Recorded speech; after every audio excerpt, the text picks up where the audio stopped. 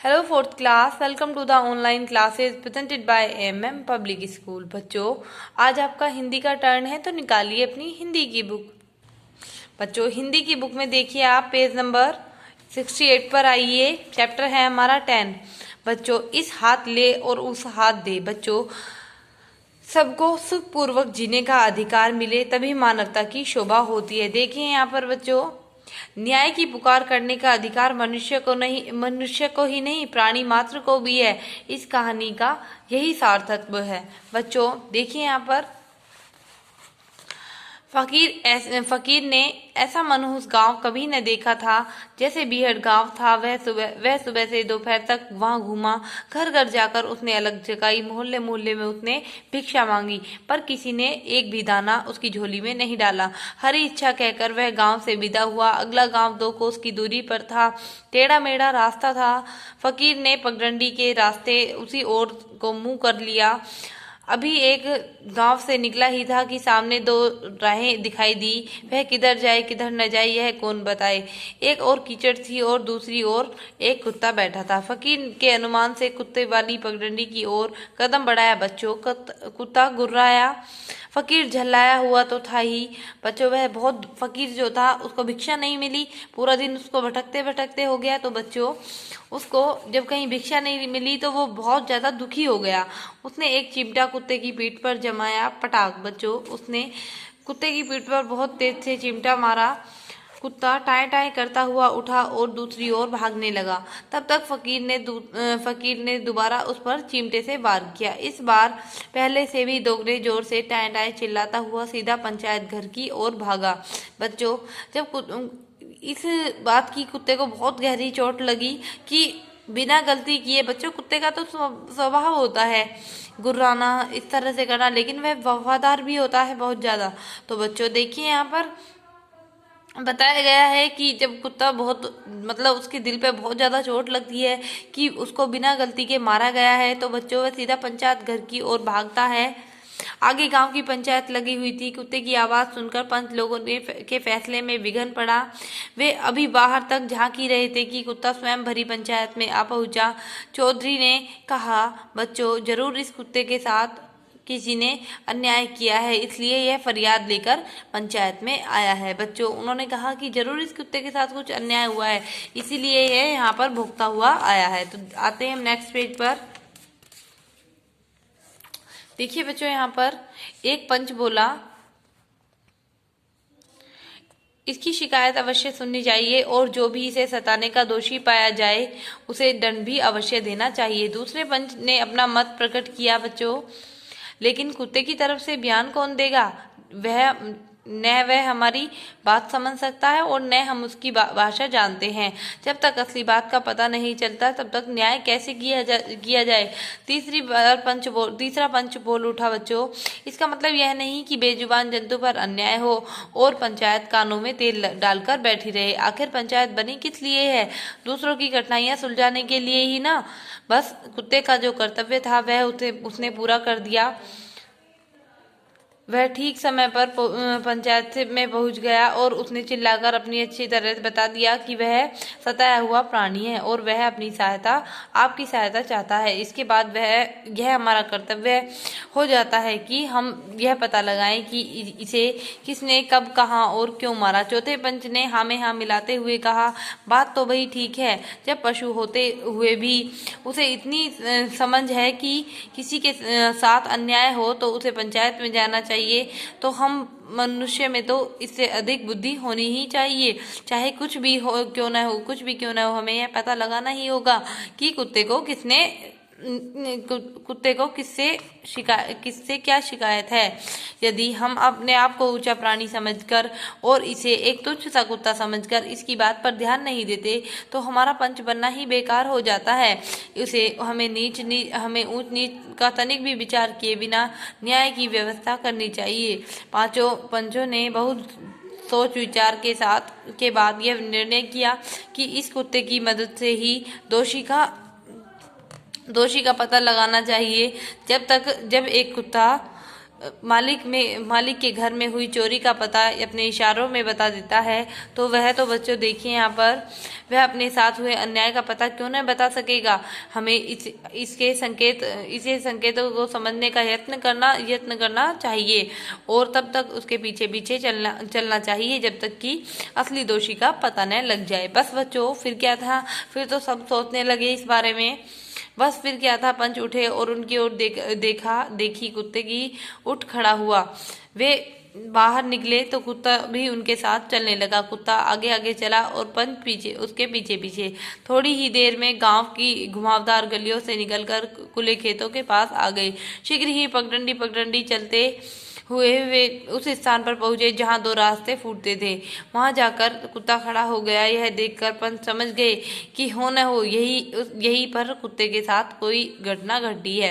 अतः वे बड़े ध्यान से उस स्थान पर का निरीक्षण करने लगे। उन्होंने देखा कि एक रास्ते की ओर तो कीचड़ है, किंतु दूर तक न किसी पशु के पंजों के निशान दिखाई देते हैं और न किसी मनुष्य के पैरों के पदचिन्ह। अतः उस रास्ते में इस घटना का कोई संबंध नहीं है। निसंदेह घटना दूसरे रास्ते की ओर ही घटी होगी। यह सोचकर उन्होंने उस स्थान का निरीक्षण किया तो वहां उन्हें कुत्ते के और किसी मनुष्य के दोनों के पदचिन्ह साफ दिखाई दिए। तुलना करने पर पता चला कि पंजों के पहले निशान भी उसी कुत्ते के हैं जो अब उनके साथ है, किंतु वह मनुष्य कौन हो सकता है? वह वहां से चलकर कहाँ और किधर गया, यह पता लगाना भी जरूरी था। अतः उन्होंने एक दूसरे सूखे रास्ते पर खड़े होकर दूर तक नजर दौड़ाई। बहुत दूर उन्हें कोई मनुष्य जाता दिखाई दिया। एक ने कहा, वह कोई मनुष्य जा रहा है, लगता है हमें उसी की तलाश है। दूसरा बोला, हाँ वही होगा, क्योंकि उसकी दूरी को देखकर यह अनुमान लगता है कि जितनी देर बच्चों नेक्स्ट पेज पर आइए कि जितनी देर में यह कुत्ता हमारे पास आया है, हम लोग पंचायत से यहाँ तक पहुंचे हैं, उतनी देर में वह मनुष्य यहाँ से वहां तक चला गया होगा। तीसरे ने पहचानते हुए कहा, अरे यह तो वह फकीर लगता है जो सुबह यहाँ भिक्षा मांगता फिरता था। चौथे ने कहा, उसके हाथ में एक बड़ा चिमटा था ना, तो उसके हाथ में भी कुछ चीज चमक रही है। मेरे ख्याल से यह सुबह वाला फकीर ही है। चौधरी को कुछ याद करते हुए कहा, अरे इसे तो गाँव भर ने कहीं से भी भिक्षा नहीं मिली, इसलिए वह झल्लाया तो खूब होगा। कोई बड़ी बात नहीं, अगर गांव वालों के प्रति जो उसे गुस्सा था, वह गुस्सा उसने इस बेजुबान कुत्ते पर निकाला हो न हो, वह वही अपराधी है, वही हमारा अपराधी है। इसे शीघ्र ही दौड़कर पकड़ना चाहिए। चौधरी की बात का समर्थन कुत्ते ने भी किया, क्योंकि वह पांचों पंच फकीर को पहचान रहे थे। तो कुत्ता उसी ओर चल पड़ा था। उन्होंने जो कदम तेजी किए तो 15-20 मिनटों में ही फकीर की बगल में जा पहुंचे। कुत्ता फकीर को देखकर भौंकने लगा, मानो पंचों को समझाकर कह रहा हो, यही है वह आदमी जिसने मुझे चिमटे से मारा है, यही है अपराधी, इसे पकड़ लो। कुत्ते का भौंकना सुनकर फकीर झुका और इसके साथ ही उसने मारने को अपना चिमटा ऊपर उठा लिया। किंतु इस बार 4-5 ग्रामीणों को उसके साथ आया देखकर उसे कुत्ते को डांटने तक की हिम्मत न हुई। उसने जरा तेज आवाज में इतना अवश्य पूछ लिया, क्या यह कुत्ता आपका है? चौधरी ने कहा, यह कुत्ता हमारा तो नहीं, किंतु इस समय हमारे साथ अवश्य है, ठीक उसी तरह जैसे आप हमारे सामने हैं। फकीर कहता है, क्या आप कुत्ते और आदमी को एक समान समझते हैं? एक पंच ने कहा, हाँ, न्याय की दृष्टि से दोनों एक समान है। फकीर ने कहा, मैं समझा नहीं कि न्याय की दृष्टि से आपका क्या मतलब है? दूसरा पंच, बस यह है कि इस समय हम साधारण गांव वालों के रूप में आपके पास नहीं आए, पंचों के रूप में आपके पास उपस्थित हुए हैं। फकीर कहता है, तो क्या मैं अपराधी हूँ? अब आइए बच्चों नेक्स्ट पेज पर। तीसरा पंच कहता है, यह तो पंचायत का ही निर्णय बताएगा, किंतु अभी हम इतना अवश्य कह सकते हैं कि आपके विरुद्ध एक शिकायत है, जिसकी जांच करने के लिए पंचायत यहाँ उपस्थित हुई है। फकीर कहता है, किसकी शिकायत? क्या शिकायत? मैं तो आपके गांव में किसी को नहीं जानता, न किसी से लेन देन है, न कोई लड़ाई झगड़ा। हम फकीर लोग हैं, आज यहाँ हैं, कल वहाँ। समझ में नहीं आता मेरे विरुद्ध किसे शिकायत है? चौथा पंच कहता है, आप इस कुत्ते को तो जानते हैं? फकीर कहता है, जानता तो नहीं, हाँ, इसे पिछले दोराहे पर मैंने जरूर देखा था। चौधरी कहता है, क्या आपने इसे मारा था? फकीर कहता है, हाँ, इसकी पीठ पर 2 चिमटे जमाए थे। पहला पंच कहता है, क्या हम सब जान सकते हैं कि क्यों? क्या इसने आपका कुछ बिगाड़ा था? फकीर कहता है हाँ, यह मुझे देखकर भूखा क्यों था? दूसरा पंच कहता है वह भूखा इसलिए था क्योंकि कुत्ते का काम ही है भौंकना। वह जिसका अन्न खाता है उसके जान माल की रक्षा के लिए भौंकता भी है और सामने पड़ने पर काटता भी है। तो बच्चों देखिए यहाँ पर तीसरा पंच कहता है क्या आप बता सकते हैं कि यह आपको कहाँ गुर्राया था? फकीर कहता है जहाँ पगडंडी के दो रास्ते फूटते हैं वहां सूखे रास्ते पर यह बैठा हुआ था। मैं वहां से गुजरने लगा तो यह मुझ पर बुरी तरह गुर्राया। चौथा पंच कहता है अजी वही तो इसके मालिक के खेत हैं। यह अपने मालिक की अनुपस्थिति में उसके खेतों की रखवाली कर रहा था। जो इसमें भला इसका क्या दोष? फकीर कहता है कोई दोष नहीं। फकीर कहता है कोई दोष नहीं। बच्चों आइए नेक्स्ट पेज पर देखिए। चौधरी कहता है उनके खेतों में आप बिना किसी जान पहचान के यूं ही चले गए और आपने उसकी चौकीदारी में विघ्न डाला। क्या यह आपका दोष नहीं? फकीर कहता है हो सकता है। पहला पंच कहता है हो सकता है नहीं, कहिए यह आपका दोष है। ऐसी स्थिति में यदि यह कुत्ता आप पर गुर्राया है तो उसने गलत क्या बात की? क्या बात उसने क्या गलत किया इसमें? तो देखिए बच्चों फकीर ने इस प्रश्न का कोई उत्तर न देते न बना और वह धरती की ओर देखने लगा। दूसरा पंच आपको यह मानना पड़ेगा कि आपने इसे चिमटे की मार देकर इसके प्रति अन्याय किया है। फकीर अब चुप था। तीसरा पंच क्या आप अपना अपराध स्वीकार करते हैं? फकीर कहता है आज तक मैंने कभी कुत्ते के साथ आदमी की तुलना नहीं देखी जैसे कि आप कर रहे हैं। तो चौथा पंच कहता है आप नहीं, पंचायत कहिए। पंचायत यह नहीं देखती कि अपराधी किस जाति का किस धर्म का या किस कुल का है। वह तो न्याय करती है और न्याय की दृष्टि से कुत्ता और आदमी एक समान है।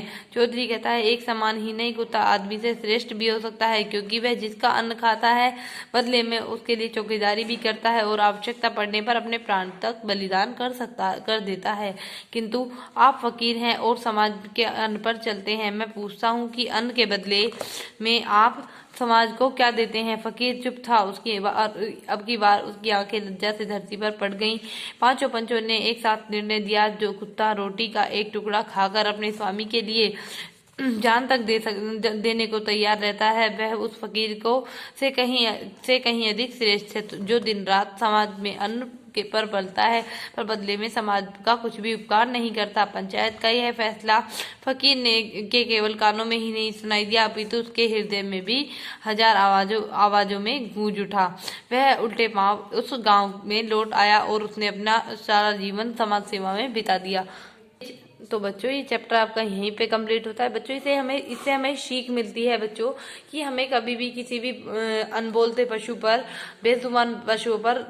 बेजुबान जानवरों पर बच्चों हमें हिंसा नहीं करनी चाहिए। हमें उनका सम्मान करना चाहिए और थोड़ा सा उन्हें खाने पीने के लिए रोटी देनी चाहिए बच्चों, लेकिन हमें कभी भी उन्हें दुख नहीं पहुंचाना चाहिए। तो बच्चों ये चैप्टर आपका कंप्लीट होता है यहीं पर। बच्चों ये एक्सरसाइज है, ये आपको सेंड कर दी जाएगी।